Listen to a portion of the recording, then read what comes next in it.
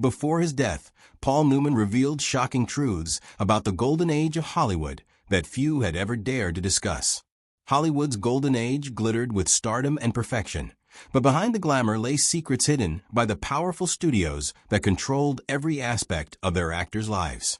Newman, one of the most respected actors of his generation, carried to his grave a series of confessions about his colleagues that would forever reshape how we view that dazzling yet deceptive era.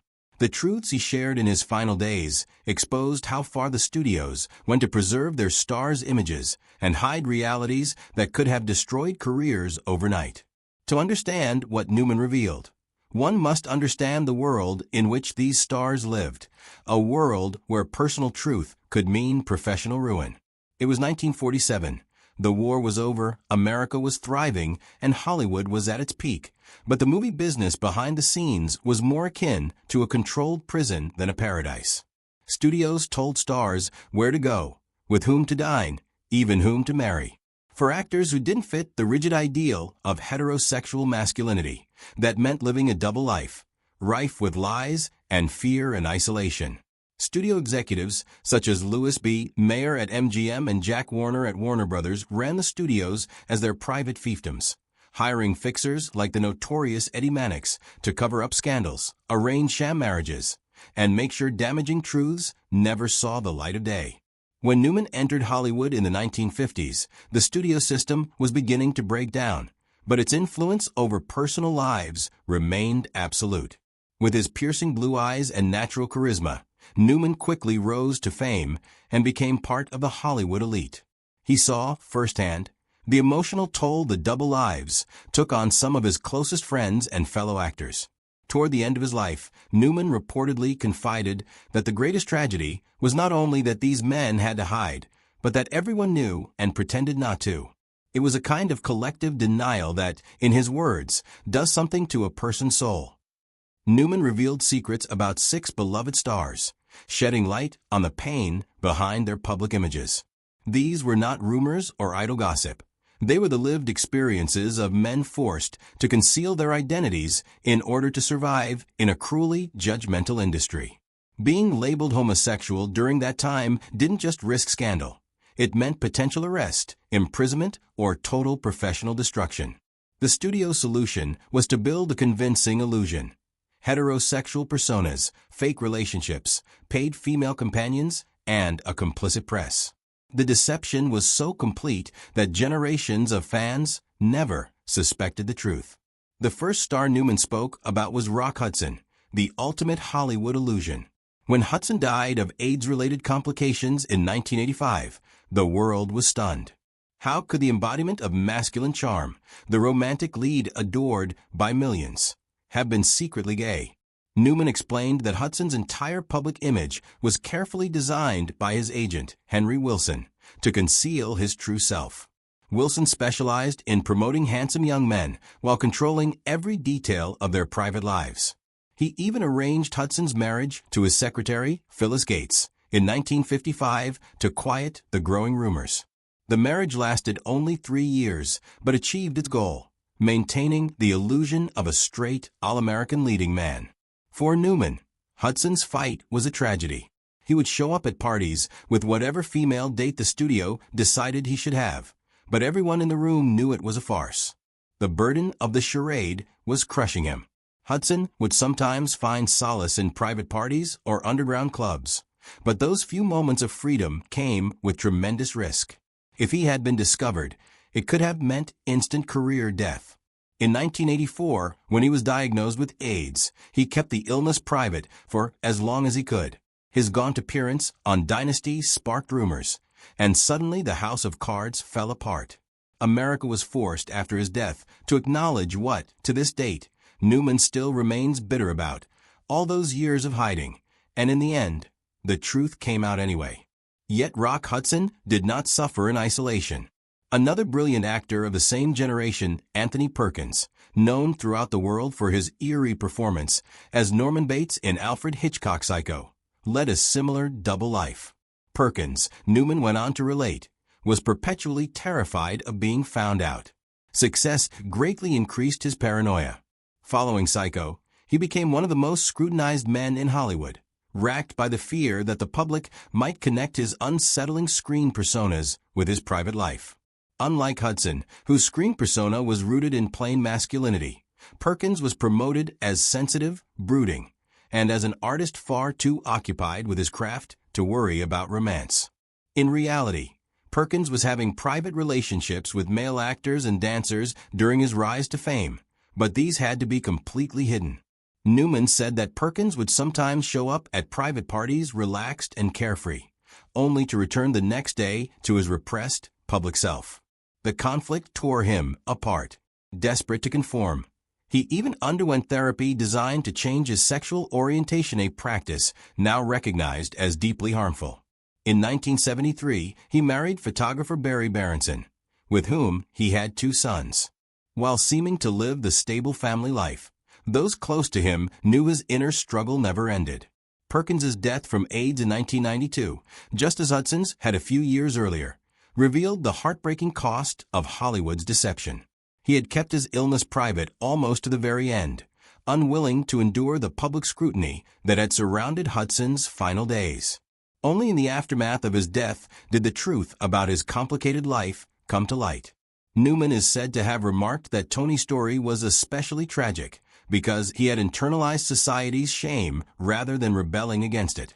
For Newman, both Hudson and Perkins represented not only the pain of living a lie, but the devastating consequences of a system that demanded it. And yet, these two were only the beginning. According to Newman's final reflections, there were others equally famous, equally tormented, whose stories would challenge everything we thought we knew about the golden age of Hollywood.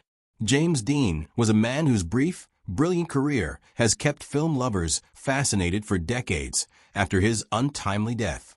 The so-called rebel with many causes, Dean did in 24 years what most actors never manage in a lifetime.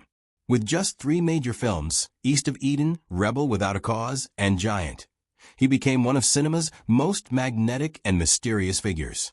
But who James Dean really was remains the subject of endless speculation. According to what Paul Newman, who acted alongside Dean early in their careers, reportedly said in the final years of his own life, Dean may have been the most fearless, uncompromising man of his generation in his personal life. As Newman reportedly said, Jimmy didn't seem to care as much about the rules. He pushed boundaries in every area of his life, including who he loved. Dean's rebellious image was not merely an invention of the screen. It mirrored his real-life defiance of Hollywood's restrictive norms. Unlike the carefully managed Rock Hudson or the deeply conflicted Anthony Perkins, Dean lived more openly, though still within the constraints required to protect his soaring career. Newman described him as fluid in ways that confused the studio heads. They didn't know how to categorize him, so they doubled down on the rebel image and hoped audiences wouldn't question anything beyond that. Dean had notable relationships with women, including actress Piera Angeli, but several biographers and those who knew him claimed he also had relationships with men. His complexity made him difficult for the studios to control. What made Jimmy dangerous, Newman reportedly said, was that he couldn't be put in a simple box, and anything the studios couldn't control terrified them. Dean's early death in a car crash in 1955 froze him in time, as the eternal symbol of restless youth. Death erased the contradictions and ambiguities which defined his life. Hollywood sanitized his image, turning it into myth rather than man. Newman said later that if Dean had lived, he might have changed everything. He didn't have the temperament to fake it for decades like others did, Newman said. Something would have given way. Another actor who shared that same tortured duality was Montgomery Clift, the man Newman described as beautiful agony. Clift brought a rare vulnerability and depth to the screen in films like From Here to Eternity, A Place in the Sun, and The Misfits. He revolutionized what masculinity would be acceptable on screen in American cinema. But behind his brilliance was a man struggling to reconcile his identity with the demands of a rigidly conformist industry. Newman, who admired Clift deeply, spoke of him with particular tenderness. Monty was the most sensitive of all of us, Newman reportedly said. He couldn't separate himself from his characters or his pain. Everything bled together. Unlike some of his peers who were able to sustain double lives, Clift found the deception unendurable. A debilitating car accident in 1956 that left him disfigured intensified his dependency on alcohol and painkillers. His relationships with men were more openly acknowledged within Hollywood circles than those of many contemporaries, but never spoken about publicly. It was his closest friend, Elizabeth Taylor, who provided him with rare emotional safety and unconditional acceptance. Elizabeth understood Monty in a way few did, Newman said. She gave him a safe space in an industry that offered precious few. But as Clift's personal and professional struggles deepened, studios began to keep their distance. His inability to keep up the public facade and the damage to his health put a full stop to his career. Clift died in 1966 at just 45 years old, leaving behind a legacy of raw honesty and unbearable pain. While Clift's anguish was visible, others, like Tab Hunter, navigated Hollywood's closet differently. Tab Hunter was the golden boy of the 1950s, a blonde, athletic, clean-cut embodiment of the American dream. He starred in countless films that capitalized on his wholesome charm, but his life off-screen was far more complicated. Paul Newman reportedly shared that Hunter's situation was both better and worse than others. His marketable image brought protection from powerful figures like Jack Warner, but it also came with suffocating expectations.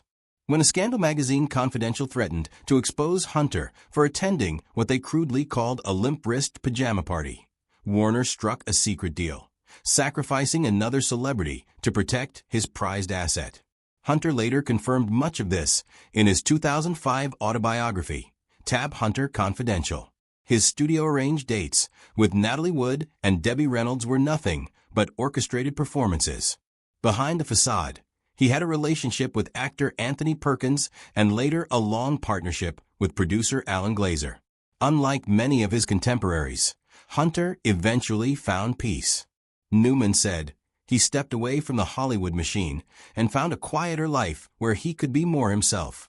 Although his career faltered after buying out his Warner Brothers contract, Hunter lived long enough to see society change. He died in 2018 at 86, having outlived the system that once forced him into silence. Maybe the most poignant story Newman shared was that of Sal Mineo, the young actor who once seemed destined for greatness. Mineo earned Oscar nominations for Rebel Without a Cause and Exodus, and his dark, sensitive charisma made him one of the most promising stars of the 1950s and early 1960s. Newman, who worked with him on Exodus, spoke of him with deep admiration. Sal had a courage that was rare, he said. He wasn't willing to play the game like others. That honesty cost him, but he didn't regret it. As Mineo aged out of teen roles, he struggled to find his place in an industry that wanted him to stay silent about his identity. Unlike many who continued the charade, Mineo began living more openly, especially in theater. He directed the groundbreaking 1969 Los Angeles production of Fortune and Men's Eyes, one of the first plays to deal frankly with same-sex themes. His courage was ahead of its time. Sal was probably the most honest of that generation, Newman said. He knew it would cost him work, but he couldn't pretend anymore. Tragically, Mineo's life was cut short when he was murdered in 1976 during a robbery outside his West Hollywood apartment. He was only 37. He might have had the most to offer in a more accepting time, Newman reportedly said. He was already pushing boundaries others wouldn't approach for decades. The stories of these 6 remarkable men, Rock Hudson, Anthony Perkins, James Dean Montgomery Clift, Tab Hunter, and Sal Mineo, reveal a hidden history of Hollywood's golden age. Behind the glamour were lives built on secrecy, fear, and heartbreaking compromise. Paul Newman, who managed to maintain a more conventional public image with his long marriage to Joanne Woodward, reportedly reflected on the deep unfairness of it all. The tragedy is that these men weren't allowed to be whole, he said. They had to fragment themselves, the public self, the private self, with no way to integrate the two. That kind of division destroys you. For some, like Clift, it led to self-destruction. For others, like Hudson, the truth emerged only through tragedy. Even those who found peace later, like Hunter, lost decades to deception.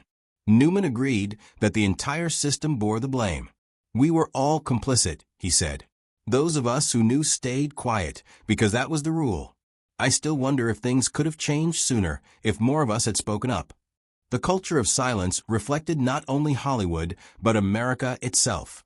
A society where difference was punished and conformity celebrated.